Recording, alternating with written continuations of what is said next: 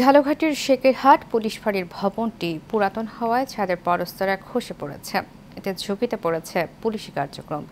ঝুঁকি জেনেও এই ভবনে বসে কাজ করছেন পুলিশ সদস্যরা। এছাড়াও কোয়ার্টার ভবনটি ঝুঁকিপূর্ণ অবস্থায় রয়েছে। দীর্ঘদিন ধরে সংস্কার না করায় ভবনটি বসবাসের অনুপযোগী হয়ে পড়েছে।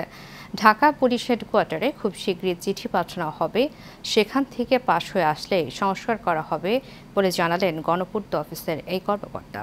ঝালকাঠি প্রতিনিধি মানিক আচার্যের পাঠানো প্রতিবেদনে জানাচ্ছেন ওয়ালিদ সিদ্দিকী। পুলিশ ফাঁড়ির দ্বিতল ভবনটির উপরতলার ছাদ খসে খসে পড়ছে। এর মধ্যেই পুলিশ সদস্যরা কাজ করছেন ঝুঁকি নিয়ে। এতে যে কোনো সময় বড় ধরনের দুর্ঘটনার সম্ভাবনা তৈরি হয়েছে। ভিতরে ছাদ থেকে টুকরা টুকরা ভাঙ্গিয়া পুলিশ ভাইদের মাথার উপর পড়ে এবং খুবই ঝুঁকিপূর্ণ। এটা যে কোনো মুহূর্তে ধসে পড়তে পারে। শেখেরহাট তদন্ত কেন্দ্রটা এটা যখন তৈরি করছে দুর্নীতিভাবে করছে, মানে ঠিকঠাক মতো মার্জিনি দেয় না। এখন যে আইডিয়াল বিল্ডিংটা ভাঙ্গিয়া নতুন করিয়ে করুক, অথবা এটাকে ইমিডিয়েটলি রিপেয়ার করুক যাতে এরা বসতে পারে। ড্যাম ওডের নিচ থেকে ভবনটি পরিত্যক্ত ঘোষণা করে নতুন একটি ভবন নির্মাণ ও থাকার সুব্যবস্থা করার জন্য ঊর্ধ্বতন দপ্তরে আবেদন করা হয়েছে বলে জানালেন এই কর্মকর্তা।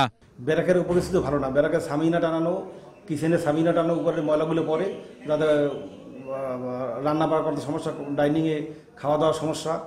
আর ফোর্সের থাকার জন্য যে রুম ব্যারাকটা আছে, ওই ব্যারাকটাও মানে ততটা ভালো না, কিছু কিছু জায়গায় সামিনা টানানো এবং পড়া থাকে ওগুলো পড়ে। শেখেরহাট পুলিশ তদন্ত কেন্দ্র পুলিশ বিভাগ ঝালকাঠি থেকে মেরামতের চাহিদা পেলে প্রাক্কলন প্রস্তুত করা হবে। তারপর উক্ত প্রাক্কলন পুলিশ হেডকোয়ার্টারে প্রেরণ করা হবে। পুলিশ হেডকোয়ার্টার থেকে প্রশাসনিক অনুমোদন ও অর্থ বরাদ্দ পেলে দ্রুত দরপত্র আহ্বান করা হবে।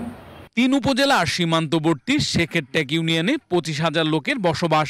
ভৌগোলিক কারণে গুরুত্বপূর্ণ হওয়ায় প্রায় 3 যুগ আগে এখানে পুলিশ ফাঁড়ির কার্যক্রম শুরু হয়। বর্তমানে এখানে 21 জন পুলিশ সদস্য কর্মরত রয়েছে।